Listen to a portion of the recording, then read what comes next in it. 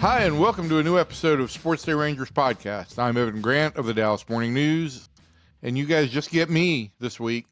Well, at least for the first segment. John is doing something he hasn't done in 40 years or so, maybe longer than that. I have no idea what like a young, unfettered career John Blake was like. But what we do know is he's on vacation, and as of course he does, even when he's vacationing, I'm sure he's going to be looking at some historical artifacts. It's just not baseball artifacts. But we will hear from him later in this week's episode. We did do an interview. I just want to make sure that everybody is aware that SportsDay Rangers is our weekly spinoff of the Dallas Morning News SportsDay Insider podcast. We keep you up to date with the latest on this year's club while leaning on John and my years of experience around the team to tell some old stories and have a little bit of fun.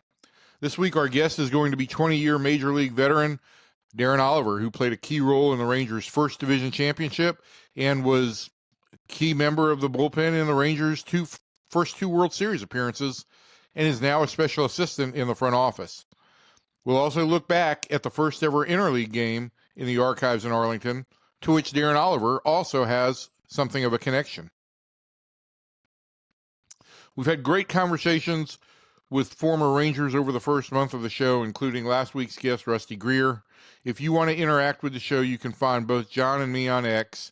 I'm at Evan_P_Grant, or reach out to me via email at egrant@dallasnews.com or any of the Morning News' social media channels.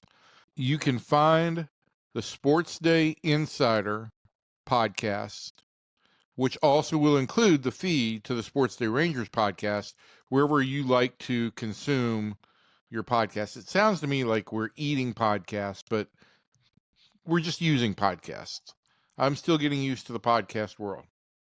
Bottom of the ninth, bases loaded. Here comes Jimmy Dale from Baker Brothers Plumbing, AC, and Electrical. Thanks, Chuck. When your home pitches curveballs, Baker Brothers knocks it out of the park. Home run, Baker Brothers. Incredible. As the official home service partner of your Texas Rangers, we're offering $300 off a tank or tankless water heater. Another winning call. Visit callbakernow.com or dial 214-342-1171 today.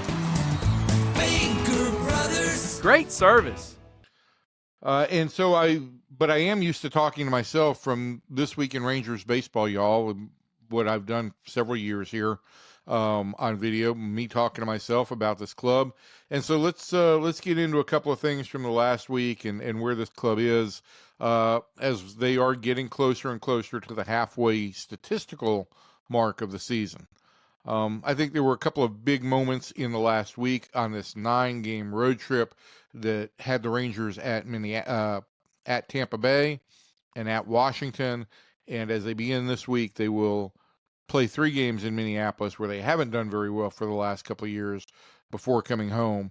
They've had until this point of the season, they had a very heavy home split and hadn't played as many games on the road. So this stretch of the schedule leading up to the All-Star break is very road heavy, which is going to be a test for this team. It hasn't played very well on the road to this point. On Sunday, when the Rangers won a bullpen game over Washington 4-2, started by Jacob Latz, it marked a couple of firsts. It was the first road series win for the Rangers in more than a month. They had lost, I think, 4 consecutive road series, and it was the first time they'd won consecutive games on the road in a little bit longer than that. So that was a big change for the club. How we got here this week involved a little bit of a struggle for Kumar Rocker in Tampa Bay, and I think that was the big story of the series in Tampa Bay. Rocker just really had a hard time getting through the Tampa Bay lineup, made a couple of mistakes in fielding his position, one in getting to first base slowly that allowed a run to score, and then another, in continuing in that play. He overran the bag, took a couple strides further into right field or towards right field, and didn't really realize he had another runner on base until it was too late. And by the time that all took place, run had scored. And it was a bad look for him and for the Rangers because, again, some of these fundamental things that we're talking about, like covering first, and how to react when you've got the ball in your hands with a play and or a runner on the field, as well as holding runners and the running game, things like that. These have been an issue for Kumar. I don't think it's anything that's not fixable, but I certainly think it does illustrate that he needs more time in the minor leagues. When you go back and you look at the amount of time that Kumar Rocker spent in the minor leagues, all total to this point, it's, I think, 71 innings. And this is a guy who was drafted originally in 2021, the same point in time that Jack Leiter was drafted. Didn't pitch in 21, was drafted in 22, didn't pitch in 22, started the year in 23, 4 or 5 starts in with at the high A club. He tears the elbow ligament and misses most of the next 2 seasons. So Kumar's really had no opportunity to do the refinement that is necessary of moving into professional baseball and finishing off as a major league pitcher. And I think the Rangers finally decided, okay, we've given this enough of a look to see if we could force this to happen just on talent alone, and it's not. And so I think this is a longer term deal for Kumar. On the pitching side, I think the Rangers really want him to develop a third pitch, something that kind of moves downward in the zone. Most of his pitches seem to go side to side, and it doesn't change batters' eye level. And because of that, I think batters are better able to stay on the pitches. So I think they're going to work significantly on trying to get something that goes down towards the bottom of the zone and below. And I think also, as we mentioned, the fundamentals are an issue. Rocker's struggles, combined with the ongoing recovery of Nathan Eovaldi, led to the Rangers on Sunday in Washington going to a bullpen game, which was started by Latz. And the Rangers won that game 4-2 to win that series in Washington, as I mentioned. The reason that they went to the bullpen game is because they needed a starter for the first time really this year. They had started only 6 pitchers all year. First time they needed to dip somewhere to get a starter that wasn't really in their plans. They went to Jacob Latz, and it was a well-pitched game by the Rangers bullpen. I can't remember a whole lot of opportunities over the last few years that the Rangers have pitched and won bullpen games. But I also think as Bruce Bochy mentioned after the game, it was important to note that was set up. The ability to use his full bullpen the way he wanted to was set up by the fact that Patrick Corbin pitched 8 really strong innings on Friday night in Washington, followed by 7 shutout innings from Jacob deGrom on Saturday. And so you saw the effect of when the Rangers get a modicum of offense, how this rotation's performance can impact the club, even on days when it doesn't have a starter. It allowed the bullpen to be at its full strength, and for Bochy to deploy his pitchers as he wanted to. And I think that played a big role in the 4-2 win over Washington. I do want to mention that, the Rangers scored 4 runs on Sunday. They had scored 5 runs on Saturday. Again, something they haven't done very often this year. I think it's the 6th occasion on which they've scored at least 4 runs in consecutive games. What's notable about that is this team's basically automatic when it gets to 4 runs. They are 23-4 now, or at least going into the week. It's the second best winning percentage in Major League Baseball when scoring at least 4 runs. The only club that's better is Detroit, which has the best overall record in baseball. And so if the Rangers can get average offense, they are a very good team. They just haven't gotten average offense for much of the season. Which brings us into my other topic that I wanted to mention today, and that is Marcus Semien, who has had a lot of heat on him this year for a slow start, coming off of a poor year last year, and I think it had gotten to the point where the Rangers had dropped him as far as they could in the batting order to where he was hitting 9th. But what we've seen from Marcus, I think after 3 weeks of working with Brett Boone and with Justin Vealey on kind of a, I don't even want to say a new approach, but I think it's more of a head clearing approach. It's more like, hey, let's focus on what you have done well all your life. Let's not try and introduce new things. You are a pull hitter. You have pulled the ball in the air. Let's do everything we can to make sure that you're in position to do that. And so whether Marcus has adjusted his hands a little bit, or whether he has lowered the leg kick that he has, or whether he has moved up on the plate an inch or two. Nobody's really giving details on that, but what we are seeing is real results. He's hitting the ball with authority, and since the start of June, was slashing 435, 519, 826 slugging percentage, and a 1345 OPS going into that series in Minneapolis, was a strong candidate for the American League Player of the Week this past week. And for me, what's been notable is when he's gotten pitches inside on the inner half of the plate, particularly fastball, he is able to drop the bat there and hit it with authority in the air. There's no more lazy pop-ups. There's not been a ton of rolled over ground balls. And I think you've also seen Marcus get more aggressive on the bases in terms of running, and how he has, whether it's stealing a base here or there or trying to make things happen.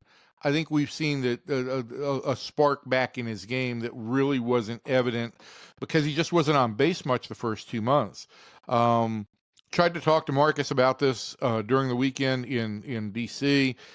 Really wasn't interested in looking back. Most ball players aren't. As Marcus said, I don't want to look back and hear and have you ask, you were bad before, but you're good now. I'd rather just be talking about, okay, you're good now. What can you do going forward? And so I think that's what he has mentally really tried to do, is separate this poor start from where he's at, and said, I'm going to start fresh. I'm going to be Marcus Semien. I'm going to double down on the things I do well. I'm really going to hone in on that. And I think that has paid off. Let's see if the Rangers can pull off a similar thing with Adolis Garcia. That's been the other real struggle in the offense has been Adolis' situation.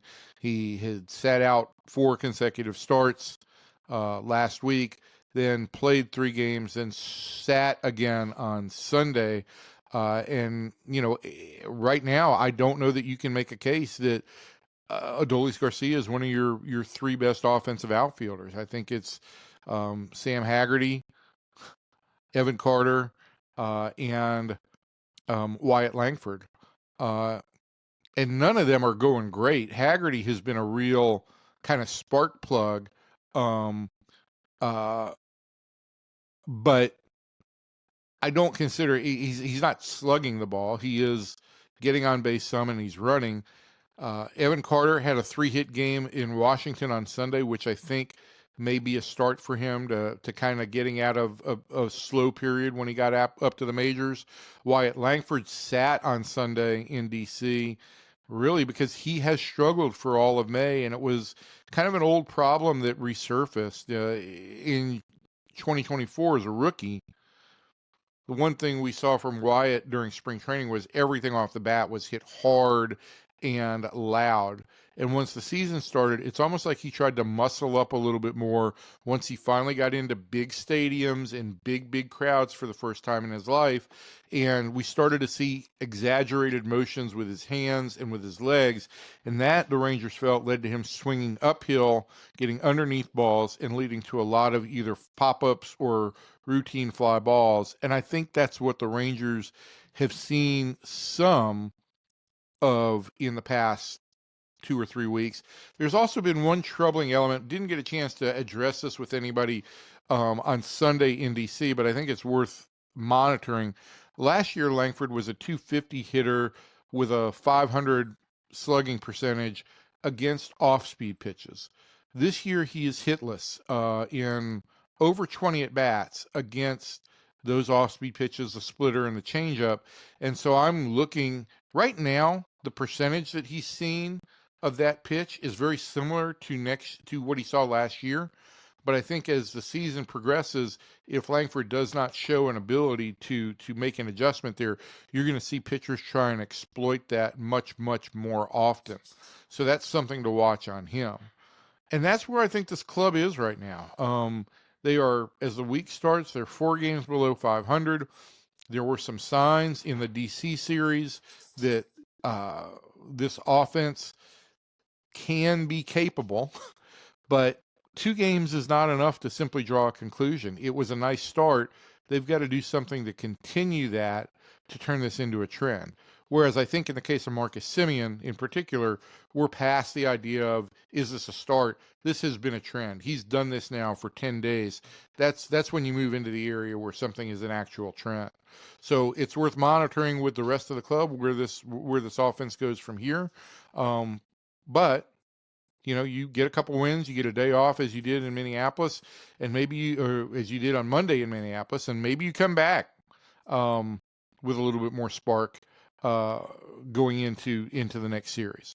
So it all will play out for the Rangers before they get home and have their next homestand. And really, let's get into the rest of the show here, folks.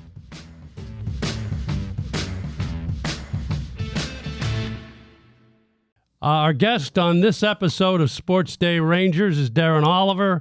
Long history with the Texas Rangers, starting back in 1988 when he was the club's 3rd-round pick out of high school in Rio Linda, California. Darren pitched 20 seasons in the big leagues from 1993 to 2013, 776 games. He was with the Rangers 3 times, 93 to 98, 2000 to 2001, and then the World Series. A very effective reliever in 2010 and 2011. Has been a special assistant for the team since 2014. And I find it interesting that Darren has a connection with the last 5 general managers in Rangers history. He was drafted in the Tom Grieve era in 1988. He was traded by Doug Melvin to St. Louis in 1998, and then Doug re-signed him before the 2000 season. John Hart then traded him to Boston in that famous 1 a.m. trade at the winter meetings in the winter of 2001, and then John Daniels obviously re-signed him to be a big part of that bullpen during the World Series run in 10 and 11, and JD hired him as a special assistant to the general manager after he retired in 2014, and he continues in that role under Chris Young. So it's 5 general managers. Very impressive, Darren, and thanks for joining us today. Hey, no problem, man. It's a lot of fun knowing all those guys. So I'm going to start at the beginning. I'm the kind of the history guy here. You're not going to ask him which one's his favorite general manager? I don't want to put him on the spot. Yeah. Why would you say that, Evan? Yeah. So, so let's just. I mean, you had a lot of injuries, early in your career in the minors, and then '94 you came. Well, '93 you came up in your big league debut. You faced one batter, intentional walk to Mike Greenwell. I remember that, and then wild pitch and all of that. Wild pitch. I threw it against the backstop. Yeah, what you call that? And that was the middle of the pennant race. You pitched 2 games that year. Then you came back in 94 and 95, went into the rotation in 95, and then became a starter. So what do you remember about that time and then being a member of the first playoff team in 96? I know when I came up as a reliever, Johnny Oates didn't like left-handed relievers. You know that as well as anybody. So obviously I had Scott Boras. Relievers really weren't making a whole lot of money back then. So I think he said something maybe to the GM, hey, how about Oliver starting? And it kind of went from there. And then, 95, I started a little bit, but then I got hurt. I probably wasn't really ready. But then I came back in 96, and then, that's when we had the special team. And we should have went all the way, but things just kind of happened, I guess. Yeah, you guys kind of inadvertently gave birth to the Yankee dynasty. I mean, you guys could have won that series, and you pitched really well in that series. What do you remember about that series with the Yankees? What stood out to you most? I mean, back then it was different because, I mean, I remember my game, and there's no way today that I would be going back out there for the ninth inning. The fact that I had pitched a whole season, and then, you go to the playoffs and, your starter goes out there and goes 8, and you got the lead, obviously nowadays that would have never happened, but it was just a different kind of ball game. It's changed a lot, but that's just how it was. I mean, I saw the big change over the years. It's a lot different. That's all I can say. Well, Johnny, and I don't mean to, but I mean, Mike Henneman had been our closer all year, and Henny was really kind of scuffling at the end, and I think that was probably the reason you went back out for the ninth in that game, and then you gave up the 2 hits to start the inning. The Jeter hit, if I remember, though, was kind of a hopper through the middle, and then the Raines at bat was an 8-pitch full count. So you really worked your tail off there to get us to the ninth inning. I really would like to know how many pitches I threw in that game. That'd be interesting compared to what would have happened today. I bet you a lot of guys would laugh about that. John, ask him a question. I'm going to look this up. Okay. Well, so I'll go to 90, then to 98, because you had a really good season in 97 as part of the rotation. And then in 98, you were traded for the first time and moved to a different club for the first time. Certainly wasn't the last time in your career, but that was the trade deadline where Doug went out and got Royce Clayton, Todd Stottlemyre, and Todd Zeal. We were kind of scuffling at the time, if you remember, and you and Fernando Tatis went to the Cardinals for Clayton and Stottlemyre. What was your feeling there? Because it was still a really good ball club, but what was your feeling of being kind of traded away? And then the Rangers went on and came back and won in 98. I was still kind of young, and usually when you get traded the first time, it kind of stings. I was kind of hurt in the beginning, but once you go over to another team, it's pretty much all the same. I mean, the guys are, trying to win. I feel like it's like a fraternity. The toughest part, I thought, when you get traded to another team is learning everybody's nicknames. And then, I'm seriously. But then plus we had McGuire, hitting home runs. That's right. You were part of that home run chase. That's right. You were on that team. Yeah, that was great. I mean, we really didn't have a great team, but we still drew a lot of people because of McGuire and Sosa. So it was a lot of fun. I had a great time there. I got to go to the National League. I got to hit, which I love to do. I sure wish they would do that again. I don't like the universal DH, but we'll save that argument for another day. But it's just it's a lot of fun playing in the National League when the pitchers can hit, and the managers has to, you have to be a good manager to manage in the National League when you have the pitcher bat ninth and the double switching and all that kind of stuff. I kind of wish they would get back to that. How do you feel on that note? Well, let me just say this. You threw 113 pitches against the Yankees in 8+ innings in 96, which is... That's not too bad. I was thinking it was going to be over 120, but 113 is almost manageable, but still, I think you had pitched over 200 that year, right? Yeah. You'd pitched over 200 at that point No, in time? but I was probably pretty close. But it was my first year fully starting. Yeah, 173. 173? So it was 200 the next year. He went over 200 in 97. That's right. It was 97. Okay. You got to figure you go 8 innings at least. You kind of did your job, I think.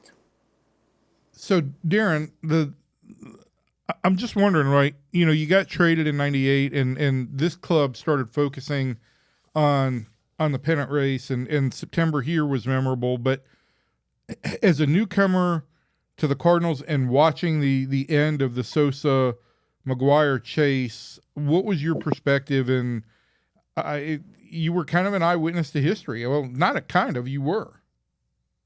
No, that was great. I mean, talk about.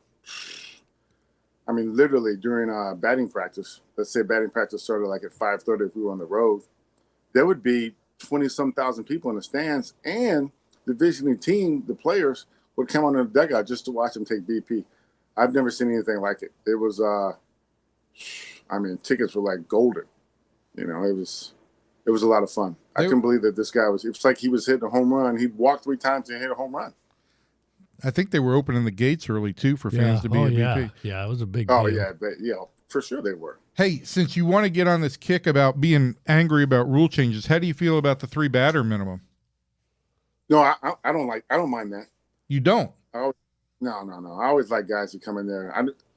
Me personally, I didn't like coming there and facing one guy and then they're done. I think every reliever should be able to face multiple guys.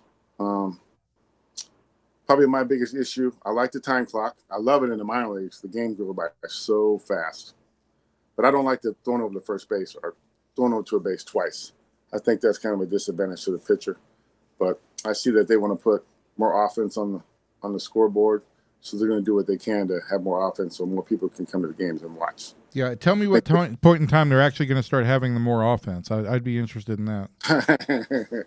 Hey, they're trying. But I mean, if you've seen these pitches, I feel like everybody that comes in the game, they all throw 95 plus. Yeah. It's amazing. I don't know how they do it. Everybody throws 95. It's amazing.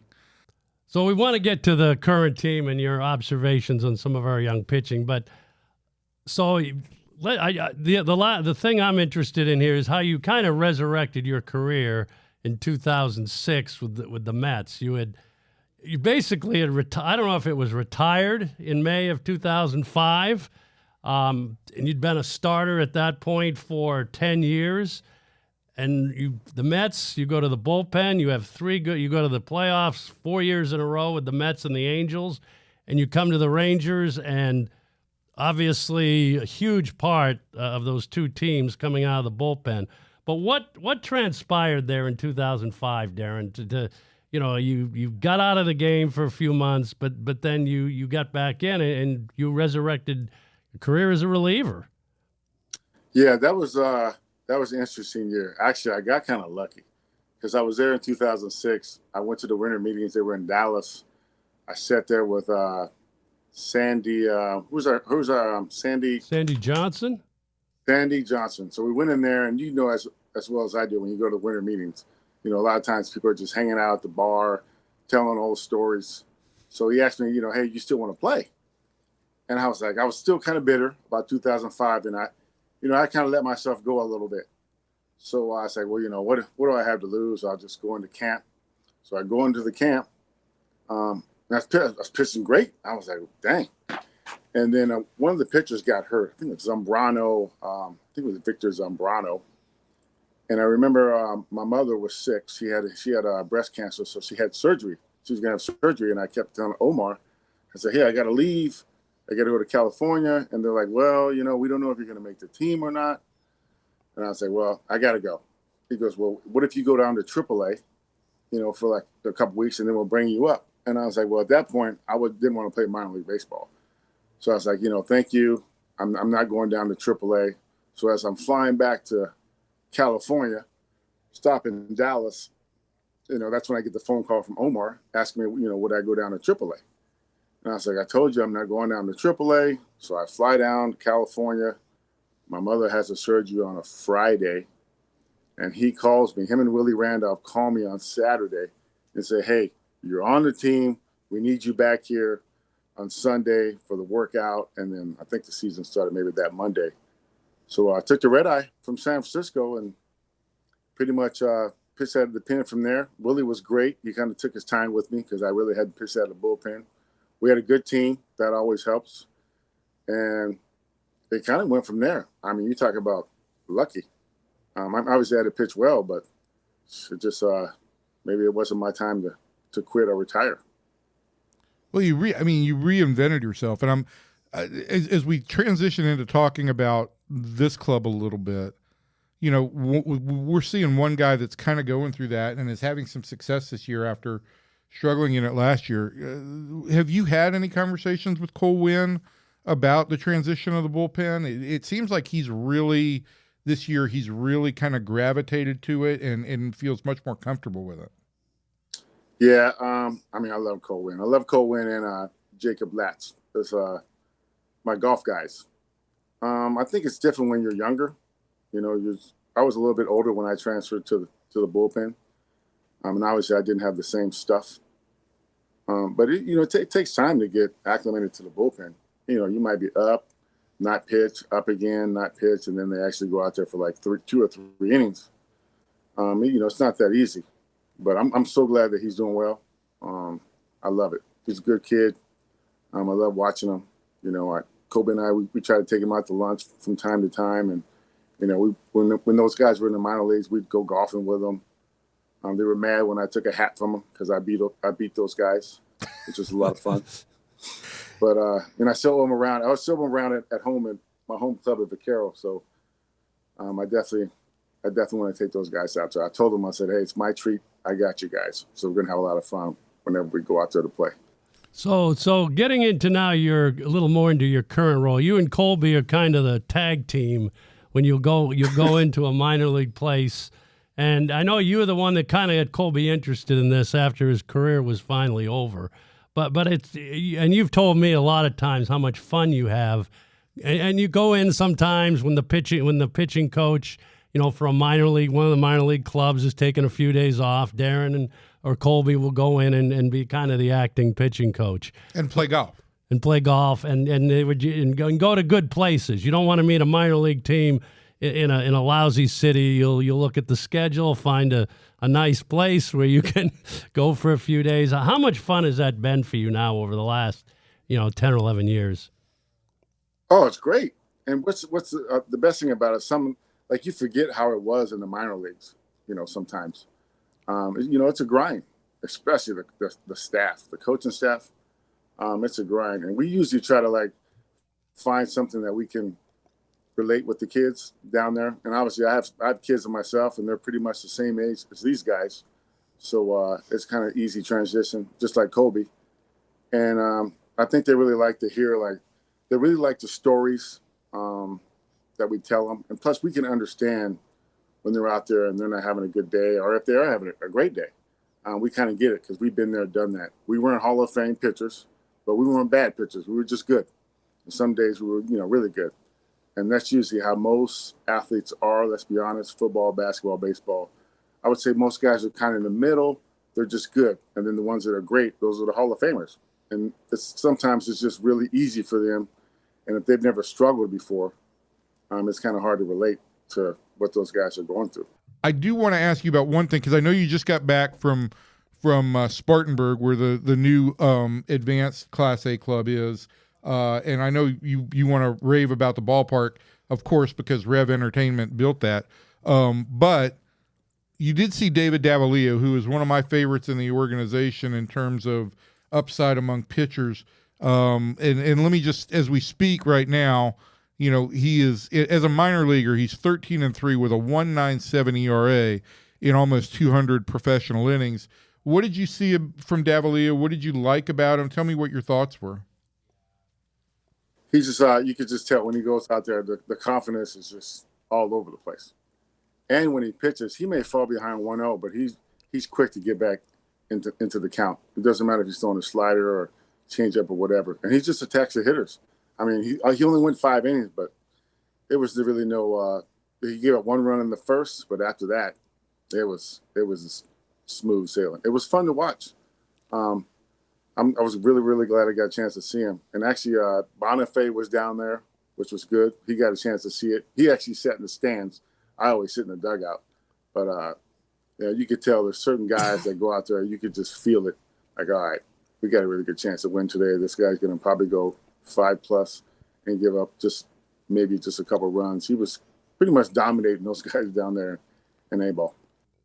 Well, Darren, we appreciate it, and we're going to close on this. And I'll say this: Evan has 5 quick questions he wants to ask you, and these are his questions. So we'll pass it back to Evan for Evan's 5 things. Da da da da. John really doesn't have a lot of confidence in this, but this is just a quick questionnaire, Darren. You played in an era where we didn't have all those little sound bites on the scoreboard and all those little funny bits. So consider this your opportunity. You ready? Ready. All right. What's the best sandwich? For me? Yeah, this is your questionnaire. Man, probably like a turkey club. That's very generic. Have you ever personally asked for an autograph, and if so, who? Yes. So back in the day, in the 90s, Ken Griffey Jr. and I had a Nike commercial. So it was our last years. He was in Seattle his last couple of years. I don't know if I was pitching that day or not. And he wasn't playing, obviously. He was old like I was. I called him on the phone like in the third inning and said, hey, man, I want you to sign a bat for me, but just don't sign it. Put something on it. And he put on there, I made you in that Nike commercial. And signed it. I thought that was pretty funny. I someday I'm gonna have to get behind how you and he ended up in a Nike commercial. But what's your favorite sports memory that doesn't involve you, Darren? It's 20 years, so I got to really think about that. Oh, you're a fan too. I mean, does it have to be baseball? No, sports. Watching Tiger Woods play golf, winning the Masters, 100%. All right. First concert, best concert. Michael Jackson, Dodger Stadium. I was like 13 years old. He was with his brothers. Fantastic. All right, and the last one. Describe the rest of your life in 5 words. I say enjoying life, kids, and grandkids. About that. I like it. That's great. Well, Darren, we thank you for joining us today. This was great.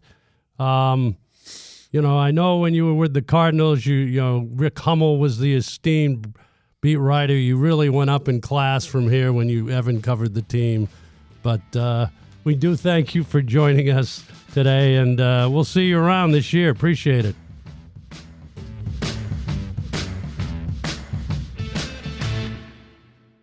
Okay, we thank Darren Oliver for joining us today, and now it's time for everybody's favorite segment, the Archives in Arlington, where we come up with something that happened in this week in Rangers history. And we're going to go back to June 12th, 1997, which is kind of appropriate for our guest today. It was the first interleague game in Major League history, and it took place at the ballpark in Arlington. The Rangers played the San Francisco Giants. Now, we made a big deal out of this. This is, my PR background here. This was my first real exposure to the John Blake circus. The Spin Meister. The 1997 Rangers were not having a tremendous season. They had come off the championship in 96. But so when the schedule came out, it was the first day of interleague play ever. It was the first year of interleague play, and the American League West was playing the National League West. Those were the only interleague games. This was a Thursday. And when the schedule came out, the other 3 games between AL and NL West clubs were all on the West Coast. So we had this, and we were at home. So we had like a 2-hour window on this for being the first interleague game, and we took full advantage of it, believe me. We had Willie Mays and Nolan Ryan came in to throw out the first pitches in that game. I think we had both league presidents. We got some national media attention out of it. We did our own little logo, and we had a sellout for over 46,000 fans at the ballpark in Arlington. And just a couple of trivia questions from there. The first batter was the late Darrell Hamilton for San Francisco. He'd been the Rangers center fielder the year before. The first interleague home run was hit by Stan Javier, also of the Giants. You're burying the lead. Who threw the first pitch? And Darren Oliver, our guest, was the starter that day. He was the losing pitcher, gave up 4 runs in 7 2/3 innings. And Rusty Greer, who we had on last week, was 3 for 4 in the game. I just had a lot of storylines, Evan. I mean, Will Clark played against his former team. Barry Bonds was on the Giants in those years. And the Rangers did lose the game, as I said. But we were able to create quite a spectacle out of it. And we did, like I said, it was, for that year anyway, it was a big deal. Yeah, and it was, again, my first real exposure to the John Blake spin machine. And you took the game and turned it into something that was a big deal, mostly because you brought in Nolan and Willie to throw out the first pitch. And Did they sign the pitching rubber, or did you take the pitching rubber, or something? What did you do? We took the pitching rubber out and sent it to the Hall of Fame, I believe, and had them sign it. Yes. And did that have the little interleague Oh, logo? we plastered that interleague logo all over everything. Bases, pitching rubbers, uniform patches. We got the league to really buy into this, and again, it was a scheduling quirk. We had a 2-hour lead time to the games on the West Coast, and you milked it pretty good. And that might be the most memorable thing about the '97 season, which was a pretty forgettable year in between the first two playoff teams. Believe that was the year that Juan missed a significant amount of time early on. The pitching, after being so strong in '96, really went downhill. And obviously the big signing for '97 was to take John Wetland from the Yankees and make him your closer, and he had a strong year. The other thing was there was that commercial, my first exposure to Rangers ticket sales commercials, because '97 was my first year on the beat, that had Chuck Morgan narrating, John Wetland riding all around town on his bike, closing doors, closing windows, because now you had a closer. Right, and you're right about the pitching. I mean, Kenny Hill, who had such a strong year the year before, we ended up trading him. And Doug, and we won't get into this too much. Doug Melman made a couple of some significant trades for '98 when he got Aaron Seeley to come in and join that rotation. That was a huge move. But anyway, and you got Rick Helling back in '97. Right. And those were two guys who won 39 games, I believe, in '98. Yeah, I'll always say Aaron Seeley is a very underrated Ranger for those 2 years, '98 and '99. He won a lot of ball games. We should have Aaron on at some point in time. Yeah, he's a scout now, right, for the Dodgers? No, he's with the Royals right now. You know what? I will tell you this. I'll give you one quick fact, and we got to get out of here. Aaron Seeley, Nathan Eovaldi's first pitching coach. Really? Yeah, he had him in the Dodgers organization. Yeah, he's a real good guy. So, want to thank you for joining us on Sports Day Rangers. Don't forget to check out more sports content from the Dallas Morning News. Sports Day Insider, my podcast, and with columnist Kevin Sherrington, and usually a guest from our staff to discuss important stories in town this week. That runs every week as well. If you have any questions for us, you can ask us on X, and we'll try to get to some each week, although we haven't gotten any yet because we talk too much. And thanks to Darren Oliver for joining us this week. It's always great to visit with him, and he really does approach everything with such a great attitude. We'll talk to you all next week.